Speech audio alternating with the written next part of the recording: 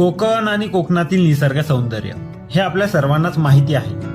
कारण कोकण म्हटलं की आपल्या डोळ्यासमोर येतो निळाशार समुद्र किनारा, हिरवीगार नारळांची झाडं आणि छान छोट्याशा वाड्यामध्ये असलेले टुमदार कौलारू घर. आणि कोकणामधील गणपतीपुळे हे असं ठिकाण आहे ज्या ठिकाणी आपल्याला अध्यात्म आणि निसर्ग या दोन्ही गोष्टी एकाच ठिकाणी अनुभवायला मिळतात. छान सुंदर असा समुद्र किनारा आणि किनाऱ्यावरती असलेलं सुंदर असं गणपती बाप्पांचं मंदिर. तर ह्या सर्व काही गोष्टी आज या व्हिडिओमध्ये आपण एक्सप्लोअर करणार आहोत.